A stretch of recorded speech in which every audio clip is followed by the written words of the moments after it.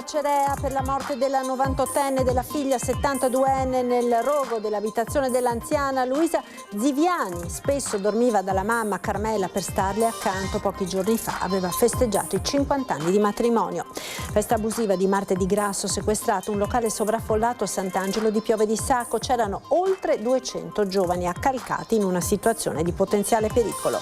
Pioggia e neve senza sosta per tutta la giornata hanno messo in ginocchio la viabilità nel Bellunese. Disagi lungo la rete ferroviaria Padova-Calalzo, in tilt la circolazione da e per Cortina.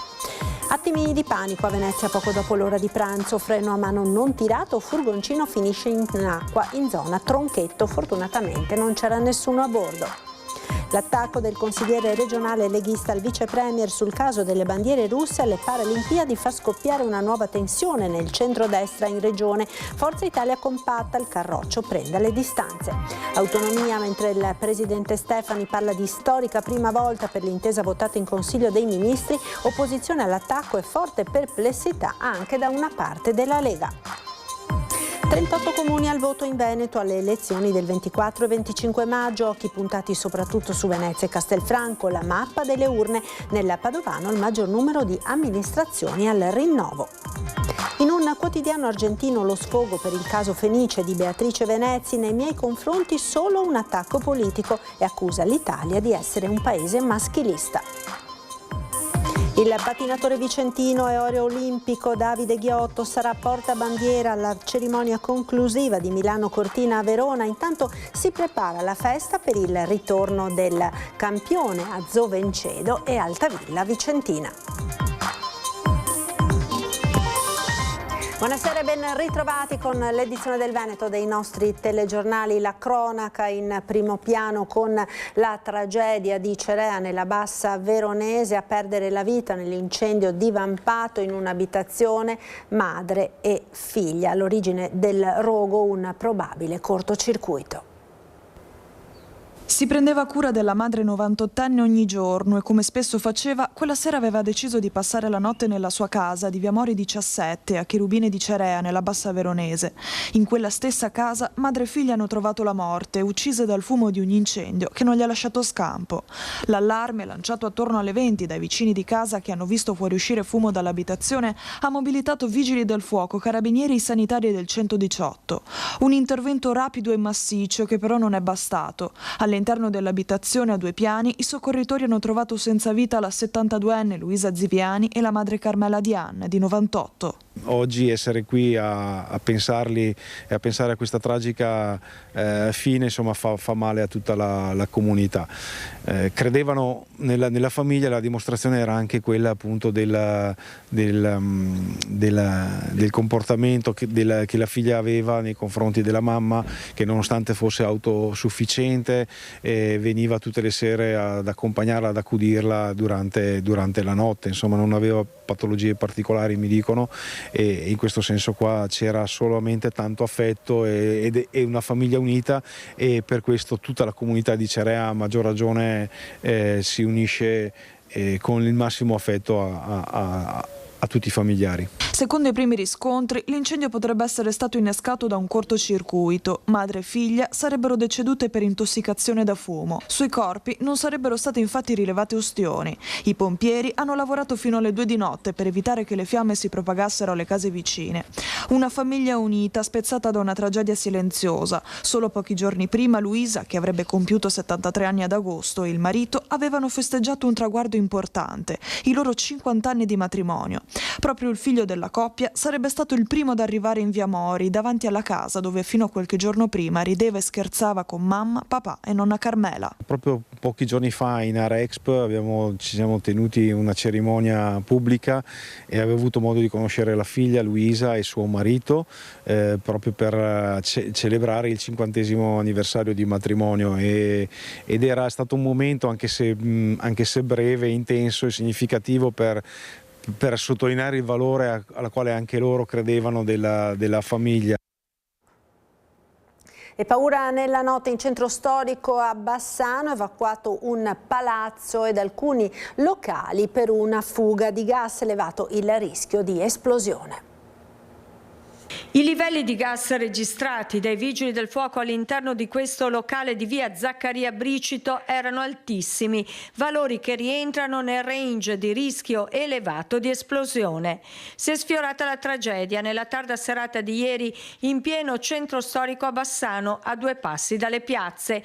Evacuati un palazzo e alcuni locali. A dare l'allarme Leonardo Baggio, fortissimo l'odore che ha sentito quando è entrato nel bagno di servizio del magazzino del locale che gestisce. Essendo un bagno senza finestre, senza vie d'uscita, ci siamo chiesti dove potesse venire. Ci siamo spostati all'esterno, siamo andati a vedere il locale che sta per aprire di fianco a noi e ci siamo reso conto che l'odore proveniva dall'interno di questo locale.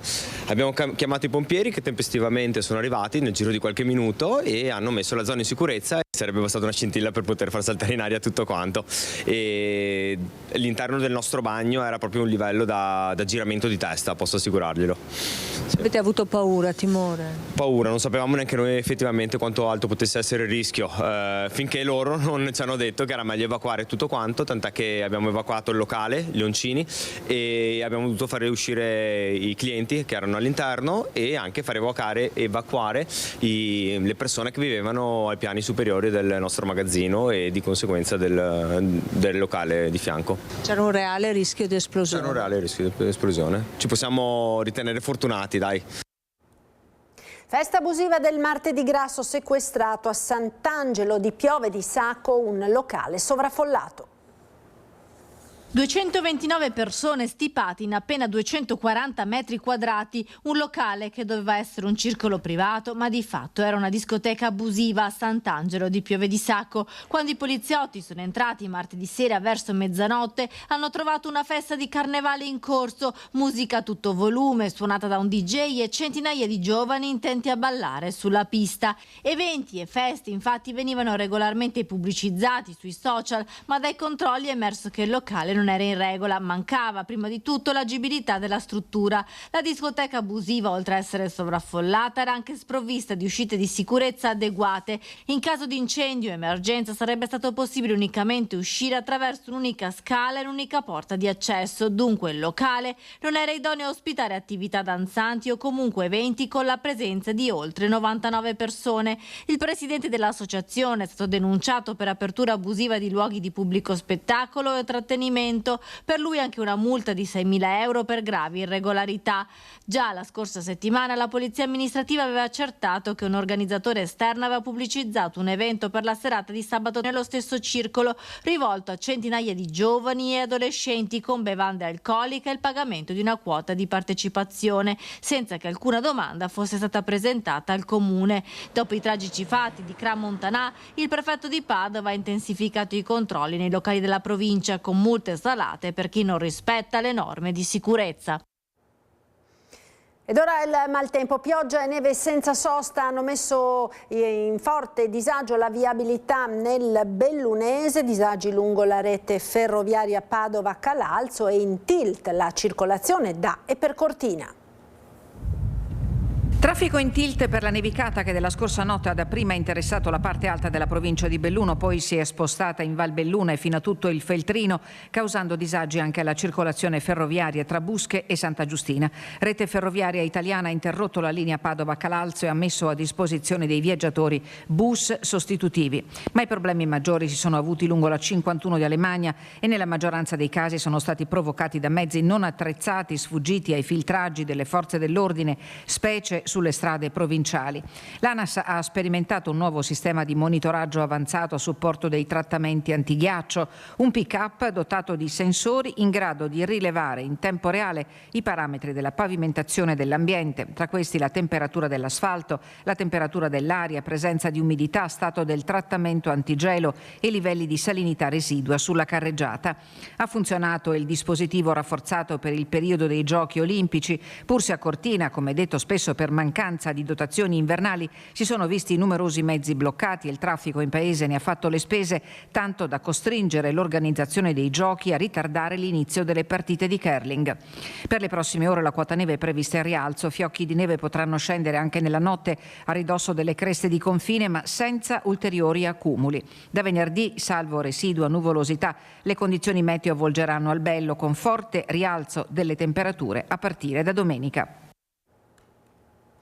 E attimi di panico a Venezia poco dopo l'ora di pranzo, quando in zona Tronchetto un furgoncino è finito in acqua. Dalle prime indicazioni sembra che il mezzo, sul quale non era stato azionato il freno a mano, secondo i primi rilievi della Capitaneria di Porto, sia stato spinto in acqua dalla vicina banchina a causa delle forti raffiche di vento. Dopo aver galleggiato per diverse decine di metri si è fermato sulla secca, restando così impantanato in un punto che non intralcia con la navigazione lungo la direttrice tra Tronchetto e Piazzale Roma, particolarmente utilizzata in queste settimane a causa della chiusura del canale della Scomenzera. A bordo non c'era nessuno, il mezzo è stato rimosso dopo i rilievi della Capitaneria grazie all'impegno di un pontone. E un'autocisterna che trasportava azoto liquido si è ribaltata questa mattina in via Acquanera a Pernumia. Sul posto sono arrivati i vigili del fuoco di Abano Terme per la messa in sicurezza del mezzo e dell'area interessata. È stato inoltre attivato il personale specializzato del nucleo NBCR dei vigili del fuoco per le operazioni tecniche di travaso del prodotto chimico. Fortunatamente l'autista della cisterna non ha riportato conseguenze. All'interno c'erano 22.000 litri di azoto liquido. La strada è stata chiusa per alcune ore durante le operazioni di bonifica.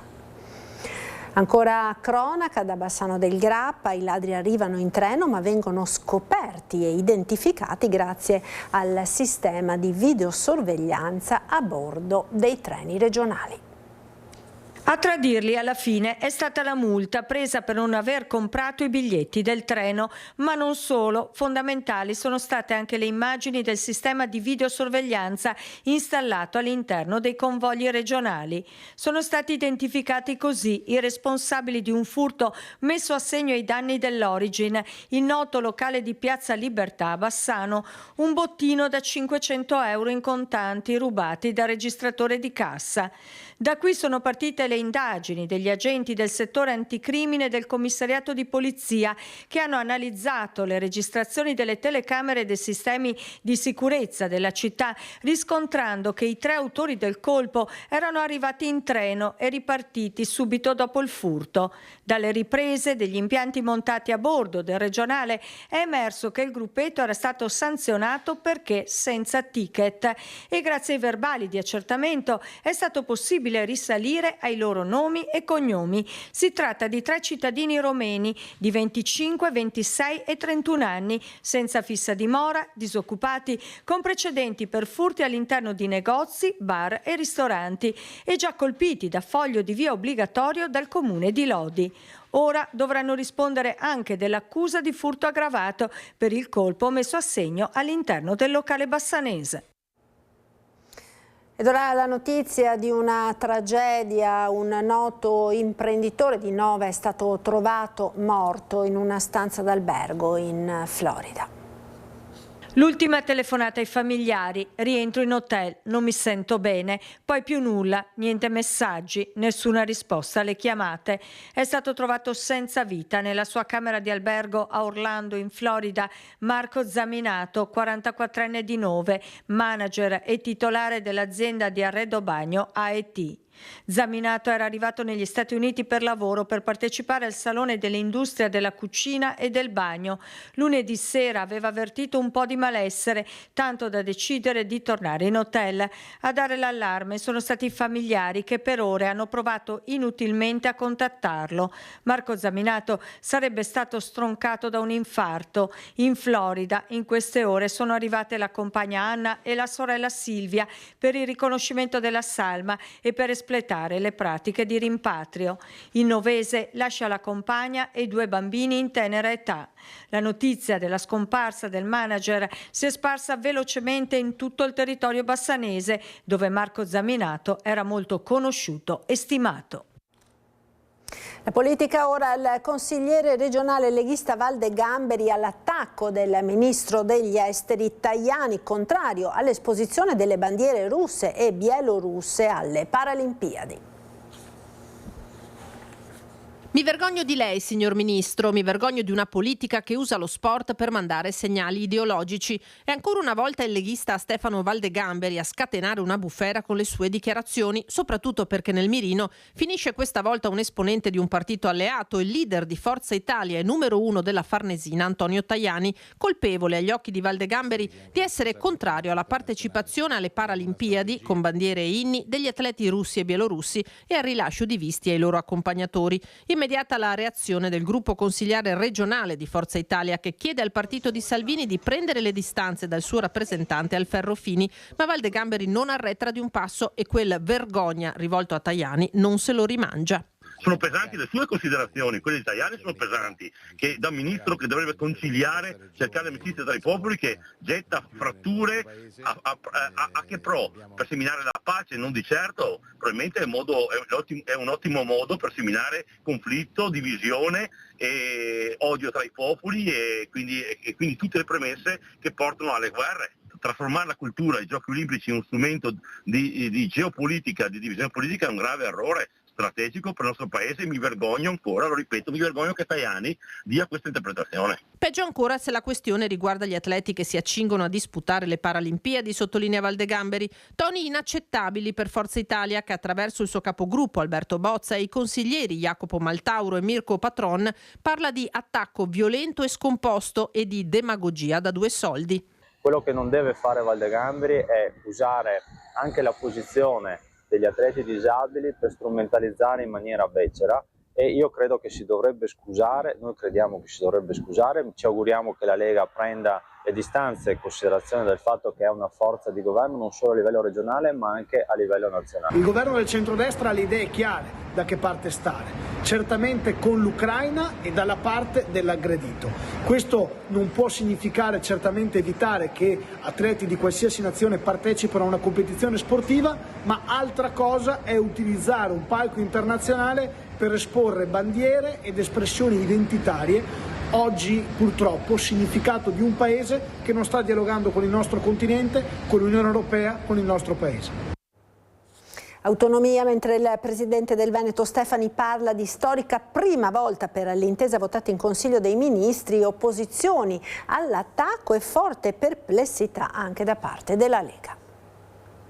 Oggi abbiamo una intesa che non è più preintesa. Quindi oggi abbiamo l'intesa sull'autonomia su 4 materie, compresa la tutela della salute. Scandisce bene i termini in diretta a Focus il presidente della regione Alberto Stefani, determinato a far capire che il 18 febbraio per l'autonomia del Veneto va davvero ricordata come una data storica. Di fronte alla Lega che esulta, sono però in diversi a sostenere che in realtà la montagna ha partorito un topolino. Lo speaker delle opposizioni Giovanni Manildo parla di autonomia da prestigiatori. Vedere la giunta esultare per una firma che non porta un solo euro di risorse statali in Veneto è la conferma che Stefani, ormai a corto di argomenti, si è ridotto a vendere fumo, attacca, definendo creatività contabile l'annuncio dei 300 milioni di euro aggiuntivi per la nostra sanità, che tuttavia Stefani spiega così. Di poter reinvestire quei risparmi, quella virtuosità che noi abbiamo ottenuto in favore dei cittadini del Veneto, un principio sacrosanto che non fa altro che confermare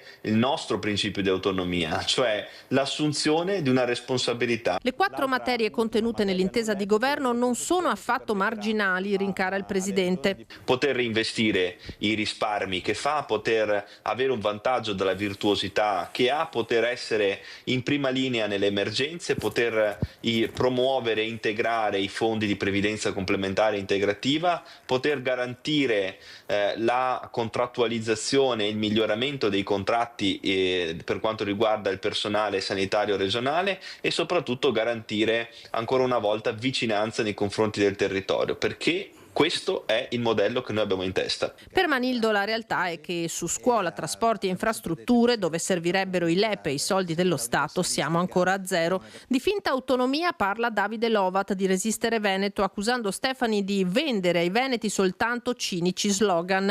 Ma c'è anche una parte di Lega che ritiene l'intesa sulle 4 materie un passaggio privo di contenuto. Non c'è la volontà politica di portare a casa la vera autonomia, quella che i cittadini, la stragrande maggioranza dei cittadini si aspetterebbe, ecco, da noi. Noi avevamo dei modelli completamente diversi, come le province autonome di Trento e Bolzano, eravamo partiti là e dopo naturalmente è sempre stato una corsa a ribasso. È logico che è un percorso molto difficile, molto lungo, molto complicato, però oggi noi non portiamo a casa niente, cioè è inutile che diciamo per l'amor di Dio, è un segnale, un passo in avanti, un passetto in avanti, ma non è l'autonomia per il quale io sono entrato nella Lega. La palude romana persiste a non dare risposte alla questione veneta, dice il sindaco di Noventa Padovana, né Venezia a quella della montagna. Gli fa eco la consigliera regionale di Fratelli d'Italia Silvia Calligaro. Nel suo statuto il Veneto non ha ancora riconosciuto la specificità della provincia bellunese. Le carte sul tavolo devono essere chiare. Vogliamo avere l'autonomia del Veneto? Ci sta, perché effettivamente ha dei vantaggi.